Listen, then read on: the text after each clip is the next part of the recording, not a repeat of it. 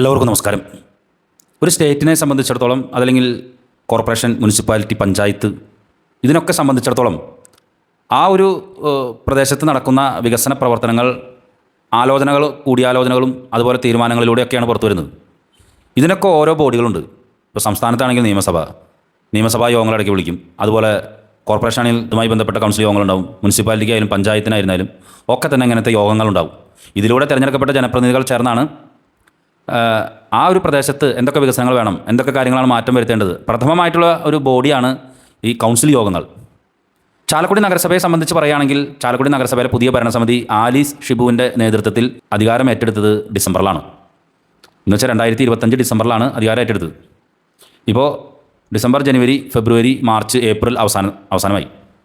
ഇത്രയും നാളുകൾക്കിടയിൽ നടന്നിട്ടുള്ളത് വെറും 6 കൗൺസിൽ യോഗങ്ങൾ മാത്രമാണെന്നാണ് ഞാൻ മനസ്സിലാക്കുന്നത്. 6 കൗൺസിൽ യോഗങ്ങൾ. ഈ 6 കൗൺസിൽ യോഗം കഴിഞ്ഞ് ഇപ്പോൾ 7ാമത്തെ കൗൺസിൽ യോഗമാണെന്ന് തോന്നുന്നു. തിങ്കളാഴ്ച വിളിച്ചിട്ടുണ്ട്. ഇതിൻ്റെ ഔദ്യോഗികമായിട്ടുള്ളൊരു അറിയിപ്പാണ്. ഇതിൽ എത്ര അജണ്ട ഉണ്ടെന്നറിയോ? ഇതിങ്ങനെ ഞാൻ പറയുന്നത് ഈ കൗൺസിൽ യോഗത്തിൻ്റെ ഈ അജണ്ടകൾ എഴുതിയാണ് സംഗതി ഇങ്ങനെ മറച്ചു നോക്കാൻ വേണ്ടി തന്നെ വരും. ഒരു 5 മിനിറ്റ് ഇങ്ങനെ വേണ്ടി വരും.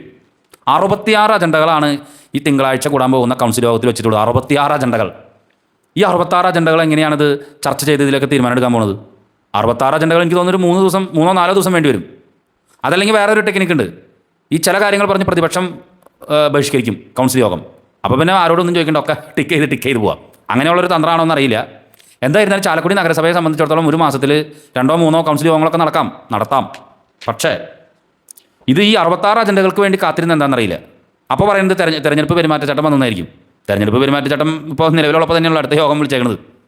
ഇത് ശരിക്കും പറഞ്ഞു കഴിഞ്ഞിട്ടുണ്ടെങ്കിൽ ഒരു നാട്ടിൽ അല്ലെങ്കിൽ ഒരു പ്രദേശത്ത് വരുന്ന വികസന പ്രവർത്തനങ്ങൾക്ക് തടയിടുന്നതിന് തുല്യമാണ്. കാരണം എത്രയും പെട്ടെന്ന് തന്നെ അടിയന്തരമായ യോഗങ്ങൾ ചേർന്ന് ഇതുമായി ബന്ധപ്പെട്ട കാര്യങ്ങൾക്ക് നേതൃത്വം കൊടുക്കുകയാണ് ഒരു കൗൺസിൽ, ഒരു പട്ടണത്തിൻ്റെ ഒരു കൗൺസിൽ യോഗത്തിന് നേതൃത്വം കൊടുക്കുന്നവർ ചെയ്യേണ്ടത്.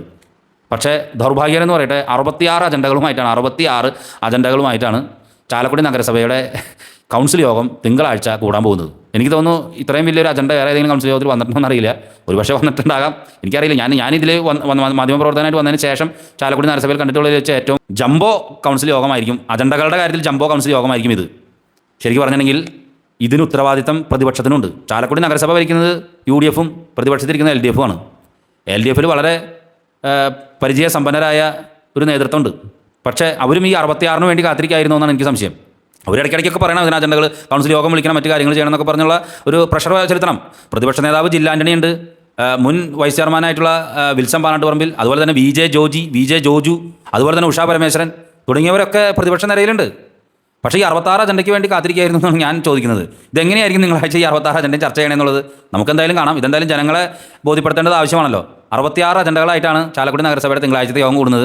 ഈ വികസന പ്രവർത്തനങ്ങളെല്ലാം കൂടി ഒരുമിച്ച് ചർച്ച ചെയ്യാൻ വേണ്ടി കാത്തിരിക്കുകയായിരുന്നോ ഈ പുതിയ നഗരസഭാധ്യക്ഷ എന്ന് തോന്നിപ്പോകുന്നു.